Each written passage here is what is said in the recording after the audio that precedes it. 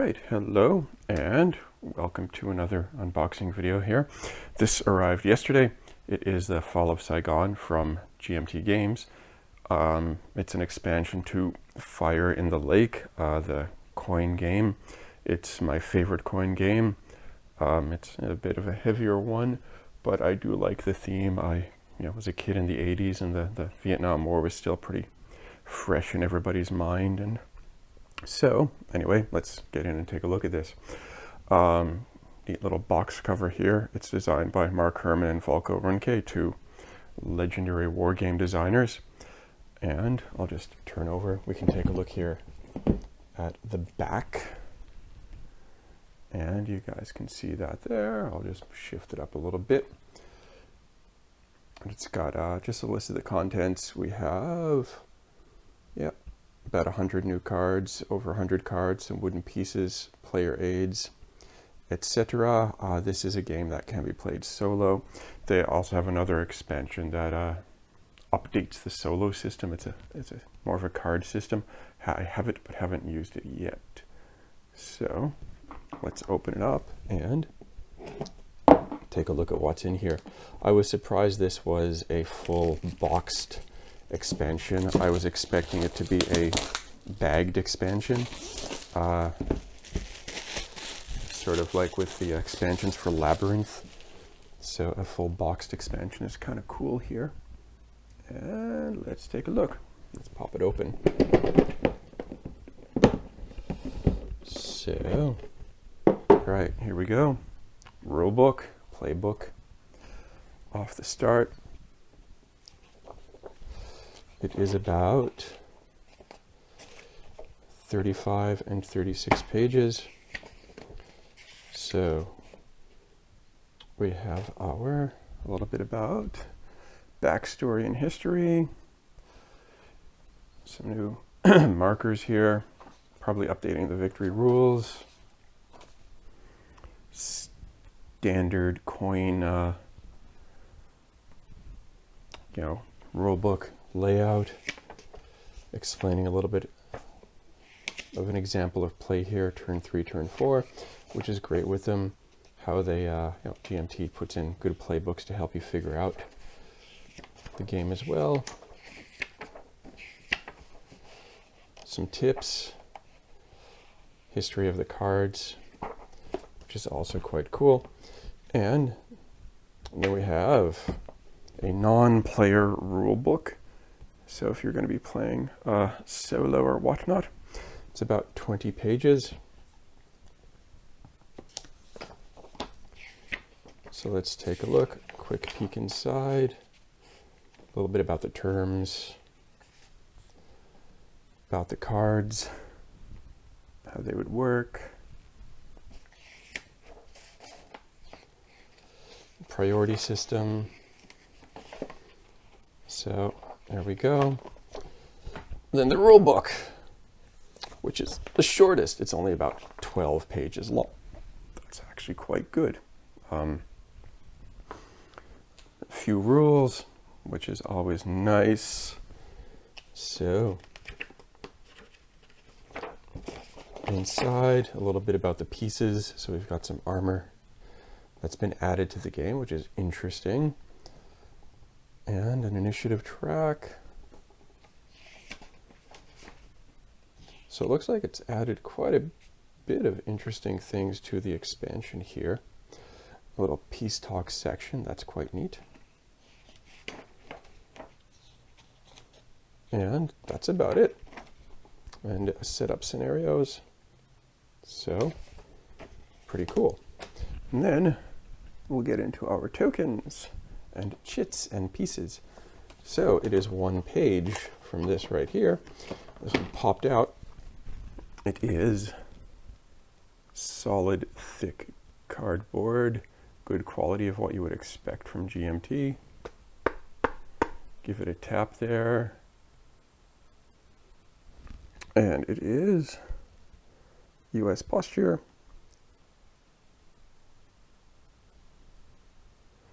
On the back, it is just camo. That's it. We have the initiative track, which was shown briefly in the rules there. First eligible, second eligible. Changes. It looks like it changes a bit of the coin thing, how they operated on the board as usual. And the back, we got nothing. And our pieces, new little chits here. So peace, war, worry, anti-war support, NVA bases. They look like victory conditions. A little bit for the NVA, it looks like there. A few more event markers. And on the back, it's just got an explanation of what they do. It looks like it is the South Vietnamese on the flip side. And then we have a whole lot of player aids. So we don't need to look at all of these. I'll just take one, refocus my camera, and the Viet Cong and their operations and special activities. So they've updated this as well. It looks like it's quite a complete different game with how they win and adding in the Paris Accord here. And if we go, we get the South Vietnamese and the US, so that the ARVN and what they can do, of course, and then a new activity is Spearhead. That's not in the base game. The US and what they can, and a new one is Advise, which is pretty neat. And flip it over and we've got the NVA side with Chaz. Spearhead is also new for them. These are great aids if you've played coin games, or usually GMT just has really, really good player aids. Then we have our little bot thing about how updating a bit of the solo stuff. A lot of charts with this, and our priorities for using bots, where they would go, and with each card that comes out and how they would prioritize that. And then just event cards on the back.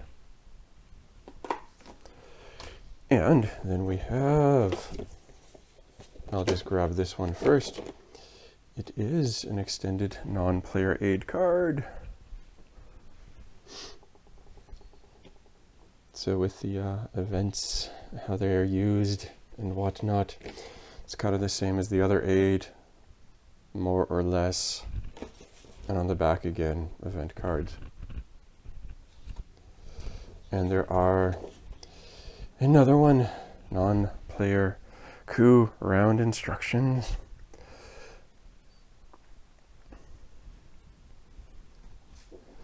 And the back are more instructions.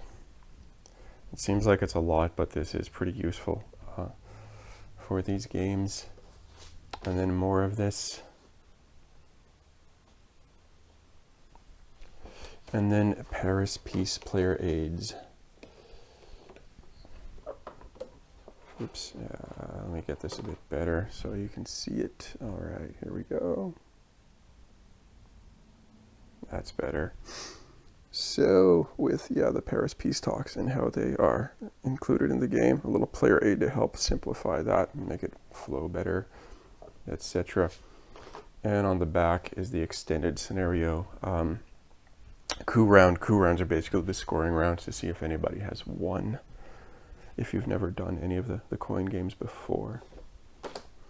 And then after that, we get into our box. And in the box we have, pieces, new pieces. Let's open up and take a look at some of these pieces.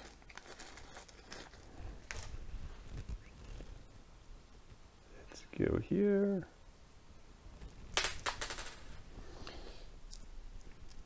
So in the base game, these were bases. We've got these which said our armor. And we have ARVN and the NVA in here. And there are also,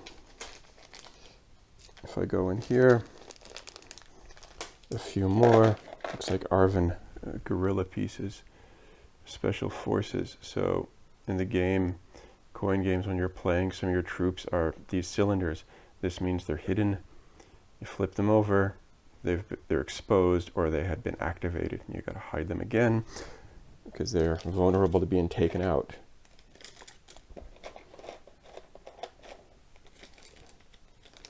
And then we have our solo cards.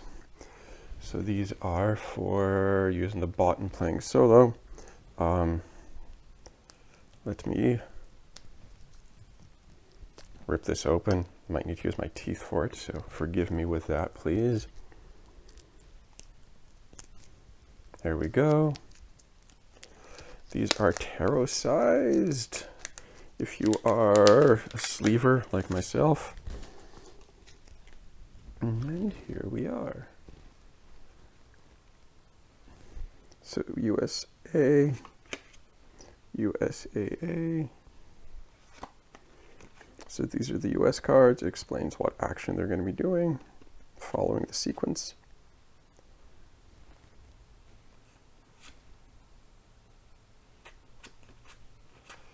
Get through, and then we get to the Arvins with theirs. And again, on the back, they are double-sided.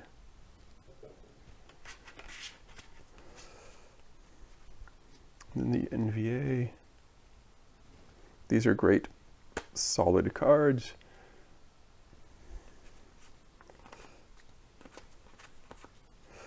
And the VC.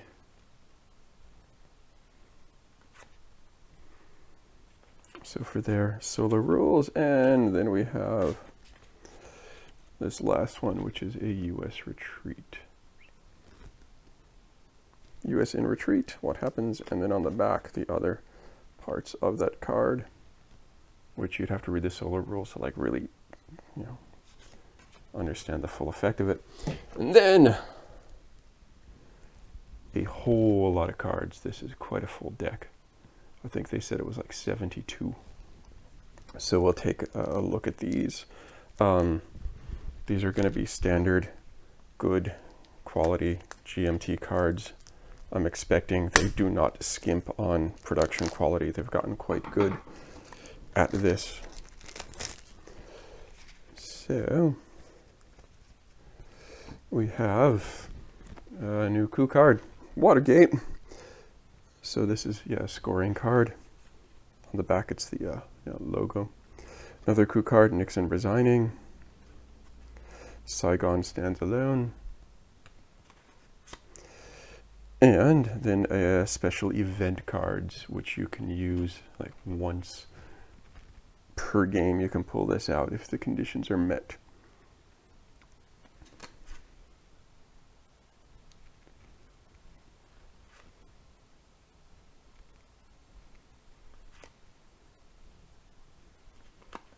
And this looks like another, another bot card, but it is smaller than the others.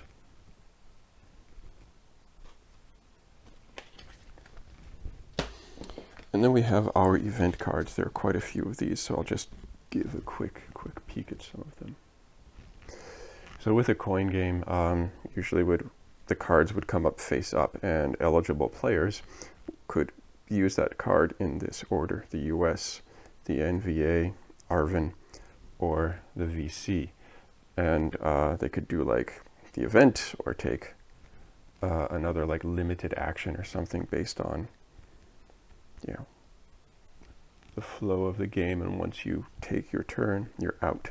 And then another player would take theirs based on their eligibility and the action that you took. And then they're ineligible for the next card that comes up. And there's always like the card in play and another one face up, so you can see what's coming. So sometimes you do want to pass and grab the a better event for you. So we have quite a bit of cards. It is quite the full-on game here. Now, let me try to refocus this. There we go. So yes, quite a lot of these. Quite a lot of these, and there are special like capability cards, which gives you like an ongoing effect for some of the factions. Pol Pot, oh, it's happy. It's a holiday in Cambodia. So yeah, a lot of, and they're all based off of historical events, of course, because it is, you know, a historical game. And there's, yeah, quite a lot of this. And these are great quality. I will sleeve them because I do sleeve cards a lot. I'm kind of paranoid about that. And that's it. We've got an insert in the box, which will possibly get thrown out because I sleeve cards and there's not much space in boxes for sleeved cards when you got your inserts. And that's it. A very quick look at the expansion for Fire in the Lake from GMT. It is The Fall of Saigon. It's a great, Fire in the Lake is an excellent game, like one of the best coin games. Like, it is quite tense, quite amazing. If you do want to play coin, start with Cuba Libre. It's the one everybody says it is the easiest. This is a bit of a next step up. It's it's not the most difficult one. It's, if you got somebody to teach you as well, it makes it a lot easier. Anyway, as always, thank you for listening to me ramble for like 15 minutes. Take care, everybody, okay? Talk to you later. Goodbye.